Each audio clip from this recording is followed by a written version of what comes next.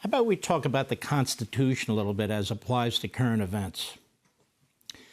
What do we do about a situation in which a president of the United States, his appointed attorney general, the director of the FBI, the U.S. attorney also appointed by the president of the United States, and the special counsel appointed by the attorney general of the United States, what do we do as a country if they stonewall the House of Representatives, a majority of whom are Republicans? What do we do as a country if the National Archives, also part of the executive branch, is also stonewalling these Republicans? In other words, what do we do if separation of powers is being violated by the executive branch, and the executive branch is the only body, we think, that can enforce the law? It is the executive. And this is what I want to talk to you about, because we've reached this point. We have the most dangerous FBI today since the history of the FBI. We have the most dangerous Department of Justice since it was founded by Ulysses S. Grant in 1870.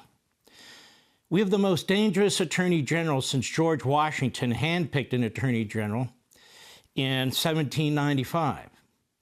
The Attorney General didn't actually become a person who would be confirmed by the Senate and the head of the Department of Justice until the Department of Justice was founded, as I said, in 1870. You know, the Department of Justice, the Attorney General, the Federal Bureau of Investigation, the U.S. Attorney, none of them are in the Constitution. They were all created by Congress. So how can it be that they can stiff-arm the United States Congress? Well, here's the deal. They can't. Let's say Jim Jordan or James Comer hold hearings, but they need information. They need witnesses. They ask them to voluntarily provide them, and the executive branch says no. Let's say they then subpoena them, and the executive branch says no, or they redact information to such an extent you can't even figure out what they're talking about. Let's say they ask the Department of the Treasury for wire transfers involving Hunter Biden or a member of the president's family, apart from Hunter Biden, they say no. What do? Remember the January 6th committee?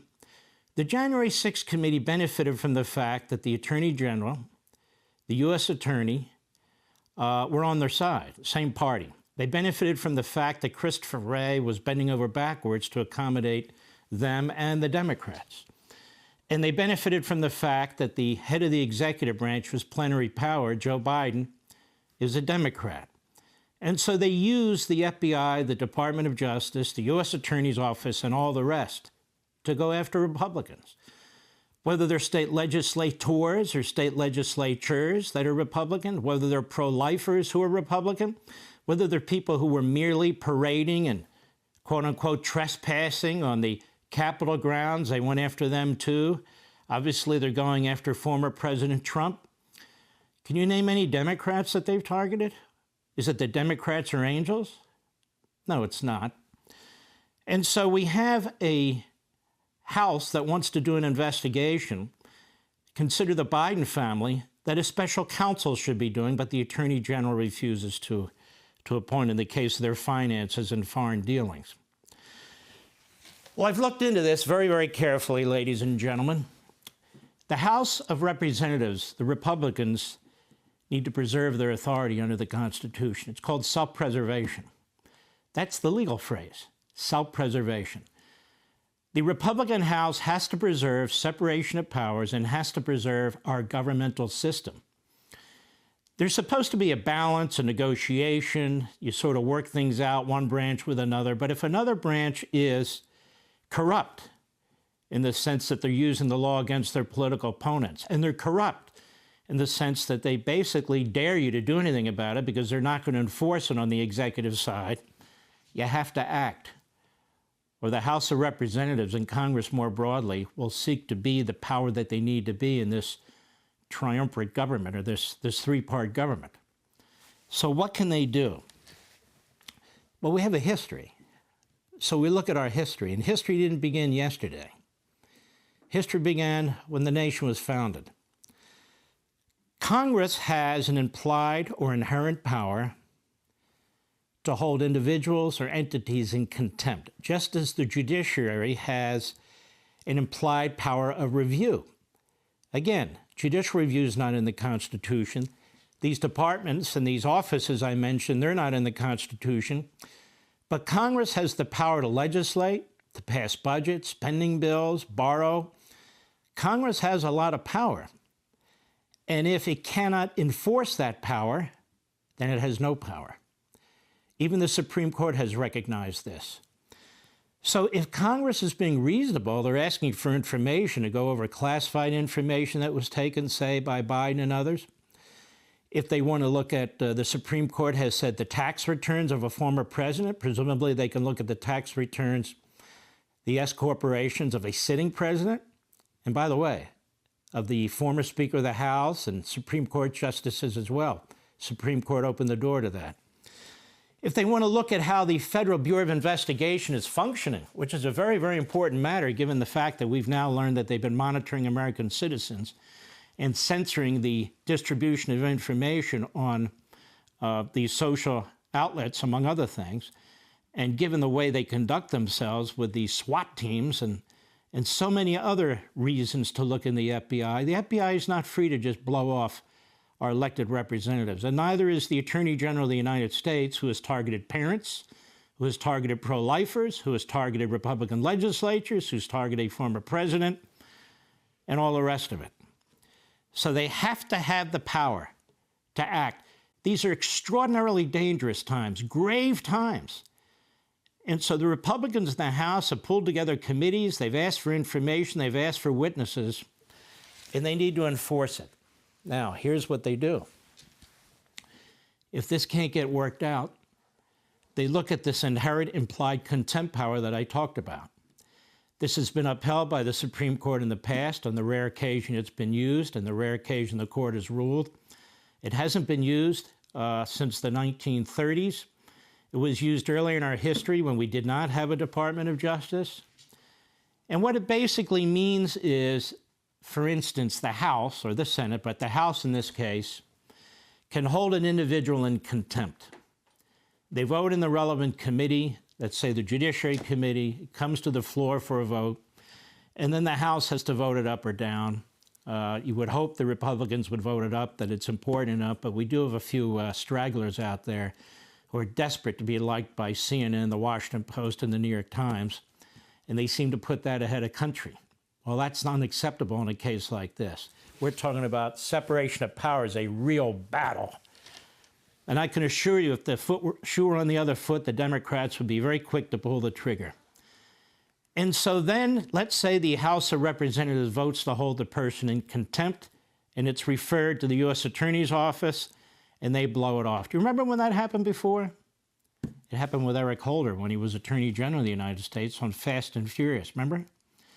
When he authorized gun dealers to sell weapons to drug cartels for some strange reason. They wanted to track the guns, one of which wound up killing one of our border agents. Remember all that? And the House wanted to see some of the underlying memoranda and information that he relied on, Holder, and they refused. They held him in contempt, and nothing ever happened. Now, the January 6th committee held people in contempt, and the U.S. Attorney, of course, has gone after several of them in that case for matters that seem ridiculous. People asserting their Fifth Amendment rights, people asserting that there's at least limited privilege and so forth. But here there's no justification at all. Now what happens? Congress votes, they send it to the U.S. Attorney, and the U.S. Attorney says, nah, I don't think so. Congress has the power. Listen to me. This is not kook stuff. It's not black helicopter stuff. It's been done.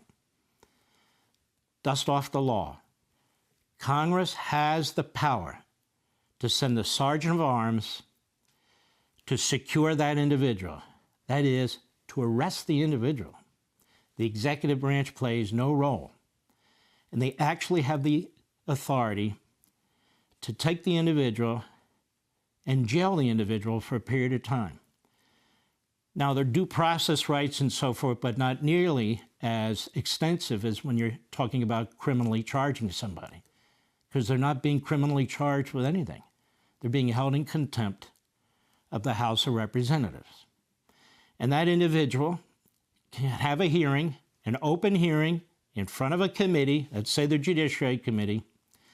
They can ask their questions and so forth and so on, and they can release the individual or hold the individual over for more information. Now, it's a very unpleasant process, as you can understand. But like so many things the Democrats do, and so many things Biden and Merrick Garland and Christopher Wray and Nancy Pelosi have done, they break tradition. They're like bulls in a china shop, breaking everything in their sight. And I'm telling the Republicans in the House of Representatives, it's one thing to investigate, crucial. It's one thing to issue subpoenas, crucial. It's another thing to enforce them. I know you will be attacked by the media, but the media is corrupt. They are left-wing. And you'll be attacked by some of these phony tenured professors. So many of them are radical Marxists, and almost all of them are Democrats. So ignore them too. Take some courage from what's going on in the state of Israel, where Netanyahu and his majority government are putting in place true reforms where they are fundamentally altering the way the judiciary and the law works there, because they're completely out of control and they undermine representative government in Israel constantly. Well, we have a situation now where Joe Biden's executive branch is undermining representative government and unleashing criminal law enforcement against people with whom they disagree. It's one thing to investigate. It's one thing to collect information. It's quite another to enforce. And so I want to suggest that the Republicans take a very close look at this. Hey, Sean Hannity here. Hey, click here to subscribe to Fox News YouTube page and catch our hottest interviews and most compelling analysis. You will not get it anywhere else.